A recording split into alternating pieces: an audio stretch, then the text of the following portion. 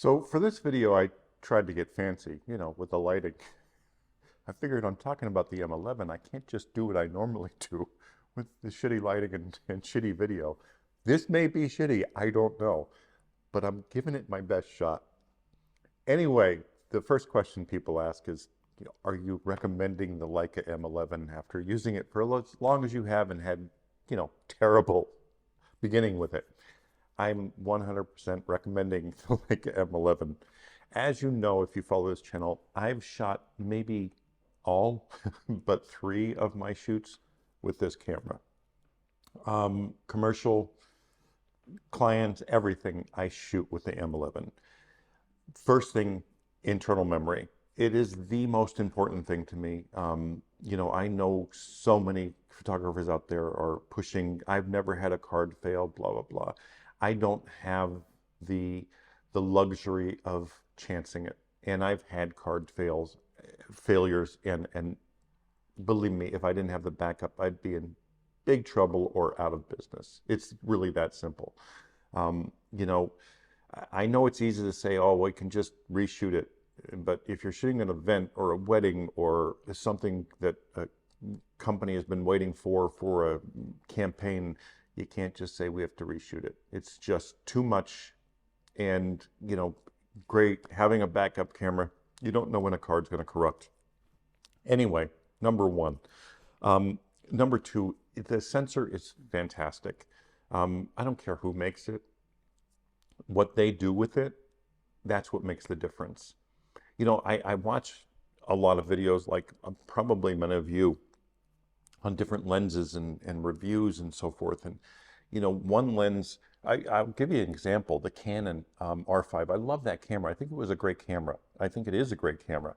But I wanted a small lens, and they came out with their 50mm 1.8. Well, I tried it. I thought it was crap. I don't think I did a review on it, but if I did or talked about it, it wasn't favorable because I just hated the lens. I thought it was soft. I thought it was crappy. Other photographers have used it and absolutely positively love it. I could have had a bad copy. That's why I take all this stuff with a grain of salt. Now, for usage-wise, I've been using this camera. Like, I can legitimately say it is holding up to everything I've thrown at it. Now, as far as the lockups and the issues like that, I've had maybe 3 lockups since I got this body, which has been quite a while. And 2 of them, one of them was from overshooting, because I was at an event where I don't rapid shoot ever. I was at an event and I don't rapid shoot ever. Like, I take time with my shots. So I'm not a spray and pray kind of guy. But for some reason, this one section of this event, I had to get a bunch of shots quickly. And I don't know if it's overheating that causes the slowdown and then the freeze, or just the rapid. I don't know. If I had to guess, if I had to take an educated guess, I would say, maybe it is overheating. The camera never gets hot or anything, but when you rapid fire like that, I'm thinking, okay, maybe it's getting a little too warm and it just has to slow down or it freezes. That is a wild guess at best. But if you're shooting this at a regular pace, and I shoot heavy with this camera, believe me, if I'm doing a commercial job for a lookbook shoot, I shoot pretty heavy with this and I don't have an issue.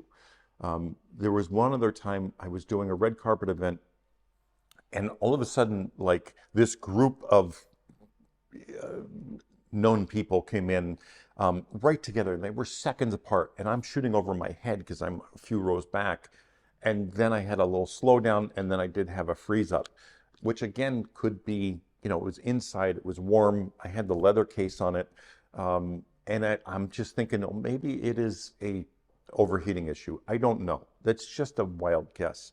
Normal shooting, and I'm not talking like taking one picture every 5 minutes. I'm talking normal shooting, like, click, click, click, click, that kind of thing, instead of click, click, click, click.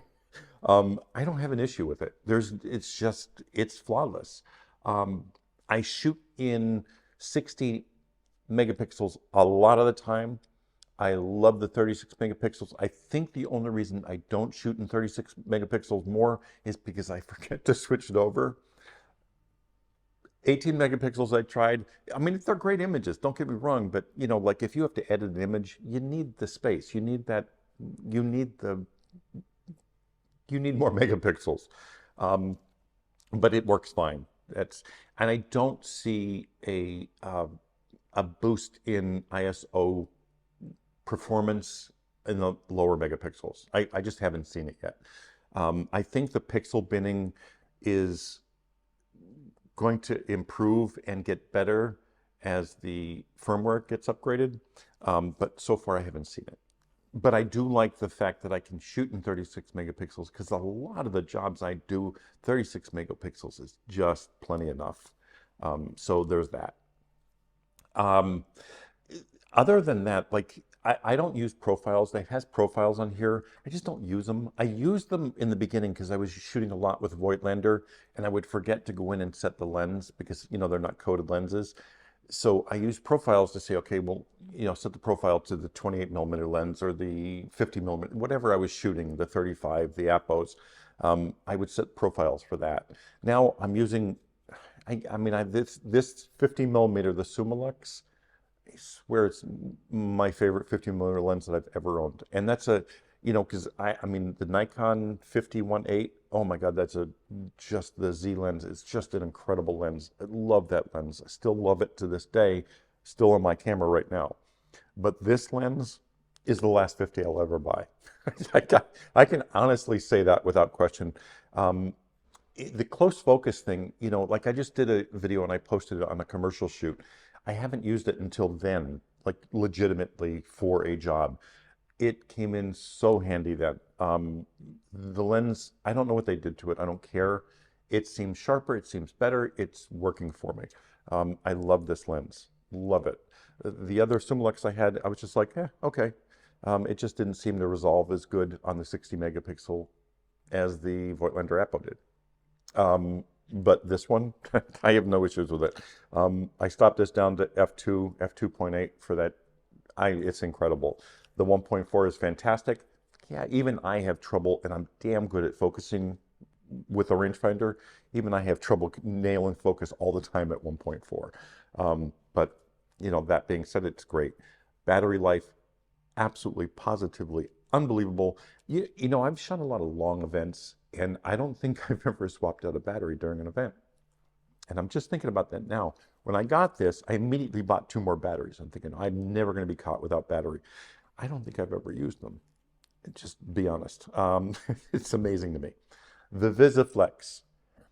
Again, I've used it maybe twice up until the last commercial shoot that I just posted. I used it with the close focus, obviously. You know, yeah, I could have used the back, but being able to tilt it up and look down into it, God, that was such a, it was a treat having it for that. I'd prefer to shoot on the rangefinder, no ifs or buts, but having the VisiFlex for those times where you're going to need it, you know, maybe I'll need it once or twice over the next year, but it's going to pay for itself those 1 or 2 times that I use it. I know the accessories are expensive for this thing. I do love the grip, and I do love the finger ring. I was iffy about the finger ring before I bought it. After I bought it, oh, I loved it. It was a little tight. I have the medium. It wore in pretty well. It fits me like a glove now. It just because it's getting a little worn from use it and so forth, and I do love it. Same thing with thumb rest. Love this thing. I wish I could use it more, but I shoot with flash so often that, you know, it's not on there a lot. But I really want to get into shooting more without flash. Just from, again, I used the Stella Pros of this commercial shoot and loved it. It was great. You know, this doesn't have image stabilization. You know, when I was growing up, I never had image stabilization. I never had a problem unless I didn't squeeze and I pushed, you know, that kind of thing. So hold the camera still. Yeah, it can be an issue more than with a 24 megapixel camera because it's 60 megapixel. But, you know, if you just take your time to shoot rather than just rapid firing and not thinking and, you know, being deliberate, yeah, it may be a problem. But firmware updates are coming regularly. Oh, perspective control on this thing. Love it. You know, I didn't think I would need it. I actually used it in the commercial shoot. I used so much on the last commercial shoot. I'm like really impressed. Anyway, it is a great camera. I highly recommend it if you're looking to get into a rangefinder. And you know, focusing with a rangefinder, it just takes a little bit of time to get used to. Yeah, I have 20/40 vision in my right eye, which I use for this, and I don't have a corrective lens on here. I do use the 1.2 and the 1.4 magnifier. I love them. They work well. I have 20/100 vision in this eye, which is kind of freaky to people because like I don't have to close it when I take pictures. It just goes off on its own. Don't ask. But I don't have an issue focusing this thing. I never have. It's not bad. 1.4, yeah, like I'll miss some shots, but anyway, that's my update on the M11. I highly recommend it. I wouldn't hesitate one bit. I know they had issues in the beginning. I know there was, they weren't all software, no matter, what anybody tells you, because a company is not going to take back cameras instantly and just exchange them when there was that, the issues that we're having. It wasn't, wait for the software update or update it and then we'll send it back to you. No, it was, let us exchange that for you. And they did it immediately. And sooner or later, they got the bugs out of the internals. Whatever it was inside, they had a bad component or something. I'm convinced of that. They fixed it. And the cameras that are coming out now are fantastic. There's no issues. Yeah, once in a while I'll get a freeze up, but I get my freeze ups with the Nikon every once in a while. It just happens with all cameras. Stuff happens. But as far as this is concerned, it's solid. Like it is a solid camera, and I can't recommend it enough. And don't be afraid to get Voigtlander lenses. Not everybody can afford these beasts. I want the 35, honestly. The 2022 version of the 35, I want that dearly because I do love this so much.